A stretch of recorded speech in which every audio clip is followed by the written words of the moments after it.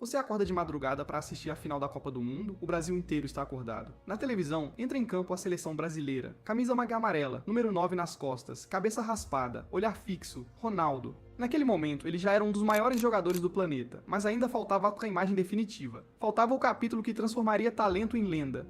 Então a bola rola, e Ronaldo marca 2 vezes. O Brasil vence a Alemanha por 2-0, conquista o pentacampeonato e para o país inteiro. A gente chora em casa, na rua, nos bares, na frente da TV. Em 2002, Ronaldo não venceu apenas uma Copa do Mundo, ele completou uma das maiores histórias de superação que o futebol já viu. Porque 4 anos antes, ele havia saído de campo derrotado e cercado por mistério. 2 anos antes, tinha visto o próprio joelho ruir diante do mundo. E no meio disso tudo, ouviu médicos, jornalistas e críticos colocarem em dúvida se ainda conseguiria jogar em alto nível. Conseguiu, e voltou no maior palco possível. Essa é a história de Ronaldo Luiz Nazário de Lima, da infância simples no subúrbio do Rio de Janeiro ao estrelato precoce na Europa, do auge avassalador no Barcelona e na Inter de Milão, às lesões que ameaçaram encerrar sua carreira cedo demais, da final traumática de 1998 ao retorno histórico em 2002. E depois disso, da luta constante contra o próprio corpo até a despedida dos gramados. Mais do que um craque, Ronaldo se tornou símbolo de genialidade, sofrimento, reinvenção e redenção.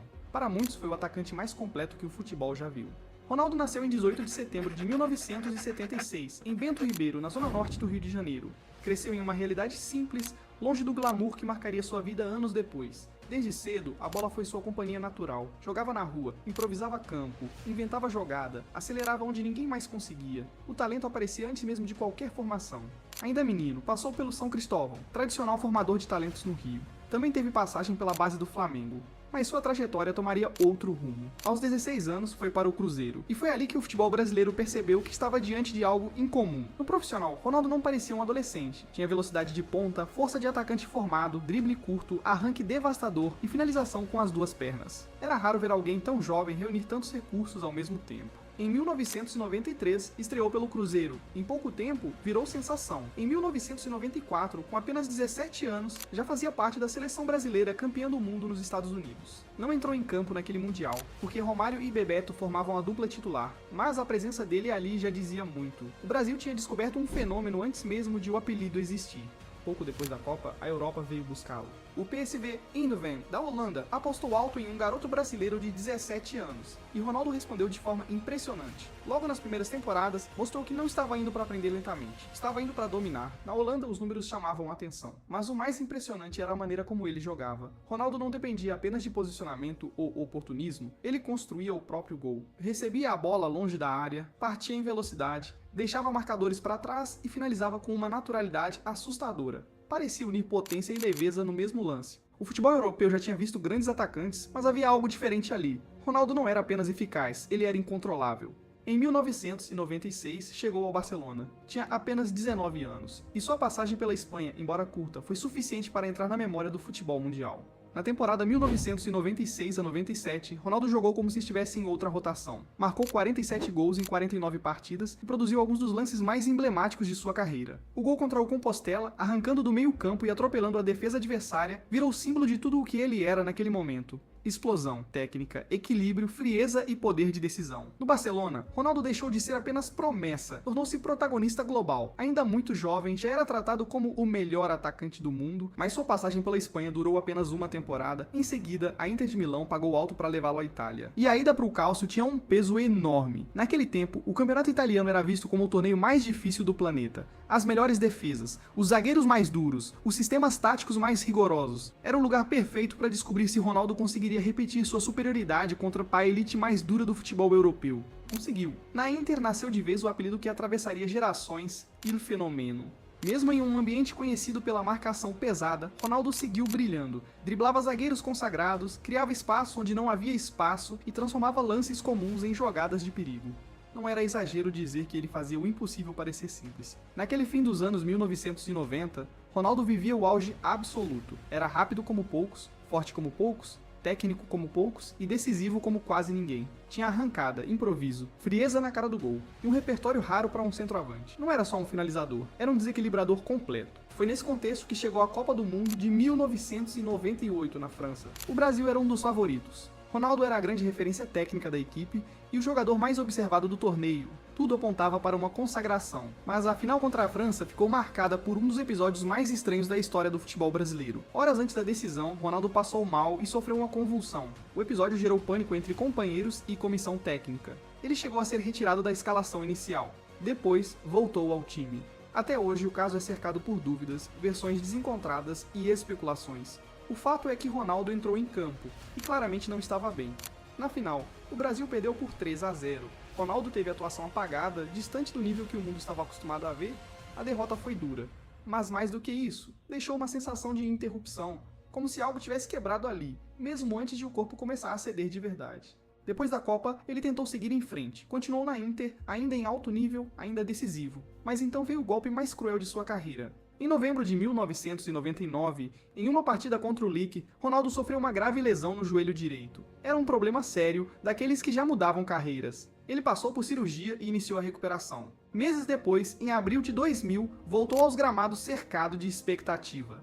Parecia o início da retomada, só que poucos minutos depois de entrar em campo, o mesmo joelho falhou novamente. A imagem de Ronaldo caindo, sentindo dor imediatamente, tornou-se uma das cenas mais chocantes do futebol moderno. Ali, pela segunda vez, sua carreira pareceu ameaçada de verdade. Muitos duvidaram que ele voltaria ao nível anterior. Alguns sequer acreditavam que voltaria a competir em alto nível. O tipo de explosão que definia seu jogo parecia incompatível com um corpo tão castigado, mas Ronaldo insistiu. Vieram novas cirurgias, fisioterapia exaustiva, readaptação física, insegurança, dor e um longo período longe do futebol de elite. Enquanto o mundo seguia em frente, ele lutava para recuperar movimentos que antes pareciam naturais.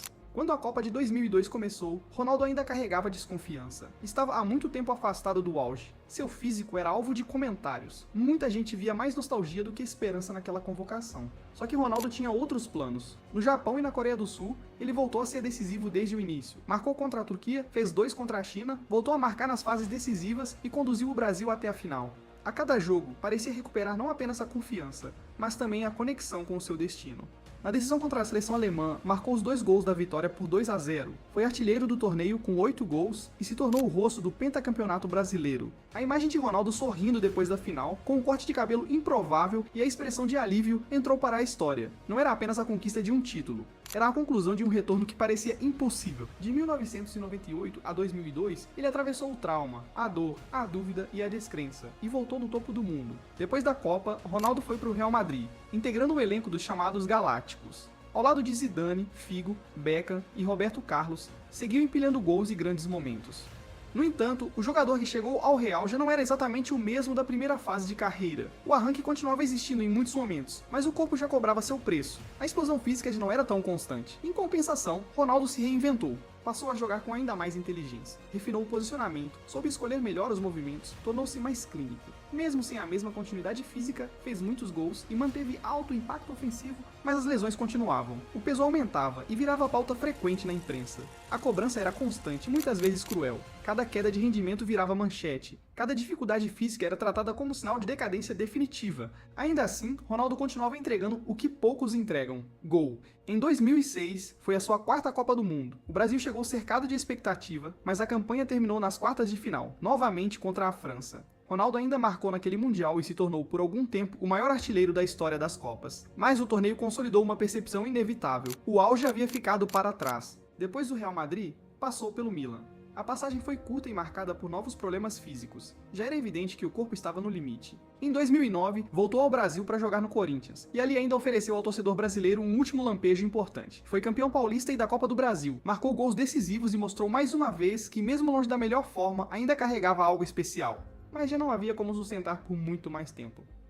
Em fevereiro de 2011, Ronaldo anunciou sua aposentadoria. Tinha 34 anos, disse em essência aquilo que todos já percebiam. A cabeça queria continuar, mas o corpo não obedecia mais. A carreira terminava não por falta de talento, nem por falta de ambição, mas porque poucos jogadores pagaram um preço físico tão alto para continuar competindo.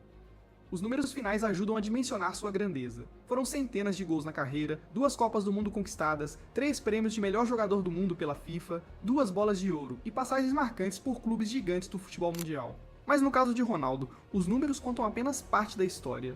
O que torna sua trajetória tão poderosa é a combinação entre brilho e ruptura, entre domínio e fragilidade, entre o auge quase sobre-humano e a vulnerabilidade absoluta diante das lesões. No pico, Ronaldo parecia o atacante total. Tinha velocidade para destruir defesas em campo aberto, drible para vencer no 1 contra 1, força para suportar contato físico e frieza para definir jogadas com naturalidade. Reunia qualidades que normalmente aparecem separadas em grandes jogadores. Nele, apareciam juntas. Por isso, tantos craques falam dele com reverência. Para quem viu Ronaldo entre meados dos anos 1990 e o início dos anos 2000, a sensação era de estar diante de algo raro. Não apenas um grande goleador, mas um jogador capaz de mudar a lógica de uma partida sozinho. Depois da aposentadoria, sua vida seguiu no futebol e fora dele com novos capítulos. Tornou-se empresário, investidor e dono de clubes. Sua atuação como gestor gerou debates, críticas e controvérsias, especialmente no futebol brasileiro. Também enfrentou exposição constante na vida pessoal e mudanças físicas que continuaram sendo tema público por muitos anos. Nada disso, porém, apaga o essencial. O legado de Ronaldo foi construído dentro de campo. Ele redefiniu o que muitos esperavam de um atacante. Mostrou que um centroavante podia ser letal na área e devastador fora dela. Podia ter potência de camisa 9 e mobilidade de ponta. Podia decidir como finalizador e desequilibrar como criador. E existe uma pergunta que sempre acompanha sua história: o que Ronaldo teria sido sem as lesões? É impossível responder com certeza, mas a própria existência dessa pergunta já revela seu tamanho. Poucos jogadores fizeram o mundo imaginar tanto sobre aquilo que ainda poderiam ter alcançado. Ronaldo se lesionou gravemente ainda muito jovem, justamente quando parecia entrar no período mais maduro da carreira. Mesmo assim, voltou, venceu uma Copa do Mundo como protagonista e permaneceu relevante por muitos anos. Talvez essa seja a parte mais marcante de sua trajetória. Ronaldo não viveu apenas uma carreira brilhante, viveu na prática duas. A primeira foi a do gênio avassalador que atropelava defesas e parecia destinado a dominar o futebol por muito tempo. A segunda foi a do sobrevivente que precisou reaprender a jogar, adaptar o corpo, enfrentar a dor e continuar decidindo partidas mesmo longe da forma ideal. Por isso, compará-lo apenas por estatística nunca parece suficiente. Há jogadores com mais gols, mais regularidade, mais tempo no auge. Mas poucos causaram o impacto que Ronaldo causou. Poucos fizeram o mundo parar para assistir a cada arrancada, a cada drible, a cada finalização. E poucos deixaram uma lembrança tão forte na memória coletiva de quem viu ao vivo. Quem viu Ronaldo em seu melhor momento sabe do que se trata. Sabe que havia algo diferente na forma como ele dominava o jogo. Sabe que não era apenas eficiência, era a ameaça constante, era espetáculo, era a forma de que a qualquer instante ele poderia inventar uma jogada impossível e fazê-la parecer natural. Ronaldo nunca foi perfeito fora de campo. Teve excessos, controvérsias e escolhas discutíveis. Mas, quando a bola chegava aos seus pés e o corpo ainda respondia, era futebol em estado puro. Hoje, décadas depois do auge, o nome continua intacto no imaginário do esporte. Novas gerações assistem aos vídeos, comparam números, debatem eras e estilos. É natural, o futebol sempre faz isso. Mas quem viu Ronaldo no auge costuma responder de forma simples. Você pode discutir estatísticas, pode comparar carreiras, pode montar listas. Mas, quando o assunto é impacto, completude e sensação de domínio, Ronaldo continua ocupando um lugar especial. Porque houve atacantes mais longevos, houve atacantes mais regulares, houve atacantes com números maiores, mas houve muito poucos como Ronaldo. E talvez seja por isso que o apelido nunca precisou de explicação.